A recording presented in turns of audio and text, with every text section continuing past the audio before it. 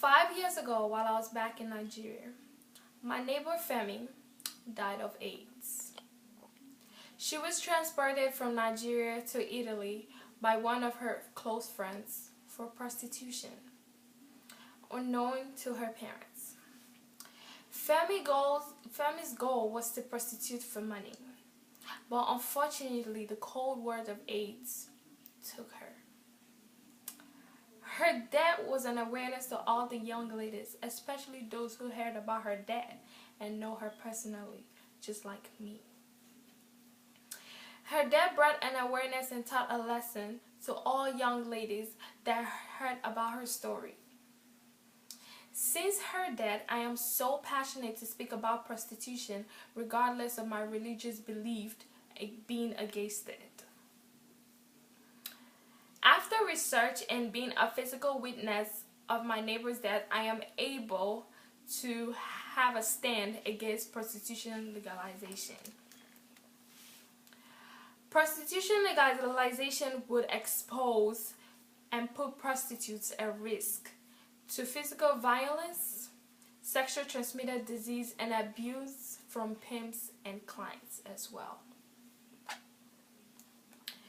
Prostitutes are exposed to sexual transmitted diseases and violence by pimps and clients.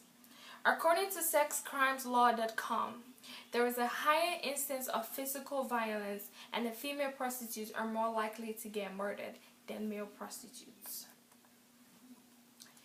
A 48-year-old carpenter and married father of two from nearby Marnavon, John Beatroff, was arrested on July 24th after DNA traced him to a murder of Miss McConnell and Miss Tamaji, who were known as prostitutes. 58% of American prostitutes has reported violent assaults at the hands of clients, according to sexlore.com. Prostitutes have an increased incidence of sexually transmitted diseases. A study in Minneapolis, Minnesota revealed that only 15% of prostitutes who had prostituted for at least 6 months had an STD, but does not include HIV and AIDS. Prostitutes are also exposed to illegal drugs, that is crack, cocaine, and heroin.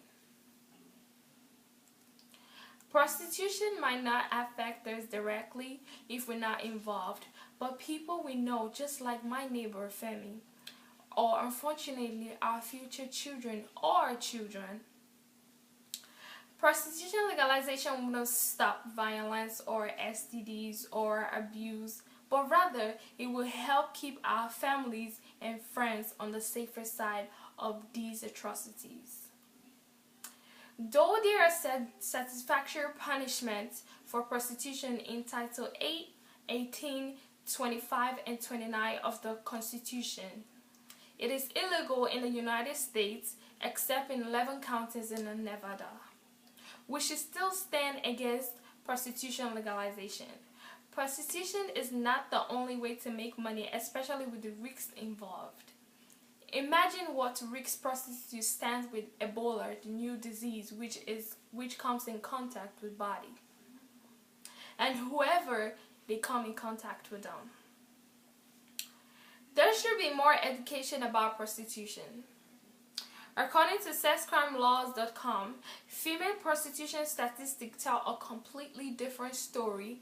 The average female prostitute entered her jobs when she's only 16 or 17 years old. Children should be taught the disadvantages and consequences of prostitution because most prostitutes work for pimps, unlike male prostitutes who most of the time work for themselves and can get out at any time. Prostitution affects everyone one way or the other. It's like a chain reaction. The prostitutes gives to the clients give to people who don't connect with the prostitute, which are people like you and I. I'm against prostitution legalization to keep both prostitutes and people like you and I on the safer side. Though it won't stop STDs, violence, or physical abuse, but it will help reduce it. In conclusion, prostitution is against the law of Constitution and the law of God. According to Deuteronomy 23:17-18, there shall be no whore of the daughters of Israel, nor a sodoman of the son of Israel. Thou shalt not bring and hire the hire of a whore or the price of a dog into the house of the Lord thy. I'm against prostitution legalization because prostitutes are exposed to murders just like Miss Tangerine was. Abuse and the use of illegal drugs and sexually transmitted diseases. Not only putting themselves at risk, but people like you and I are at risk as well. And they come in contact with their clients. Prostitution is not advisable to anyone, even our enemies, because it all affects us some way or the other. So why don't we stop it when we can? Thank you.